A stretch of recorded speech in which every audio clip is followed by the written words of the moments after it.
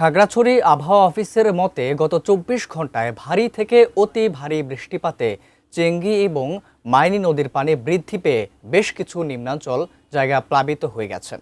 পাহাড় ধসের আশঙ্কা করছে স্থানীয় প্রশাসন। এই শঙ্কায় জেলার ৯টি উপজেলার ১৩৫টি আশ্রয়কেন্দ্র খুলে দেওয়া হয়েছে। এ নিয়ে খাগড়াছড়ি পৌর শহরের নিচু বাজার এলাকা থেকে বিস্তারিত জানিয়েছেন প্রতিনিধি ছোটন বিশ্বাস। থেমে থেমে টানা বর্ষণে বেশ কিছু জায়গায় ইতিমধ্যে প্লাবিত হওয়ার খবর পাওয়া গেছে। আমি এই মুহূর্তে আছি খাগড়াছড়ির নিচের বাজার এলাকায়। আমি সেই বাজারের সেই দৃশ্যটি একটু দেখানোর চেষ্টা করি।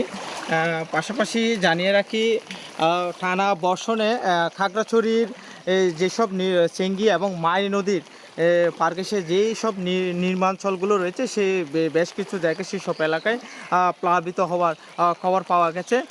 পাশাপাশি খাগড়াছড়ির মহালছড়ি জেলা এবং দিঘিনালা উপজেলার যে সড়কটি রয়েছে সেই সড়কের কিছু কিছু জায়গায় পানি ওঠার যে খবর পাওয়া গেছে। আমি এখন যে জায়গাটিতে আছে সেই জায়গাটির দৃশ্যটি যদি একটু দেখাই, আপনারা দেখতেই পাচ্ছেন চেঙ্গি নদীর পানি ফুলে ফেঁপে বাজারের শহরতলিতে চলে আসতে শুরু করেছে। খাগড়াছড়ি আবহাওয়া তথ্য অফিসের মতে খাগড়াছড়িতে গত ২৪ ঘন্টায় ১১৫ মিলিমিটারে কিন্তু বৃষ্টিপাত হয়েছিল।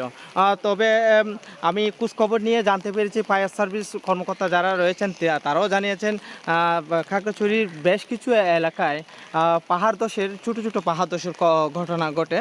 তবে কোনো ক্ষয়ক্ষতি এখনও পর্যন্ত হওয়ার তেমন কোনো খবর পাওয়া যায়নি। খাগড়াছড়ির বন্যা এবং পাহাড় ধসের ঘটনা নিয়ে আমার কাছে এই ছিল সর্বশেষ।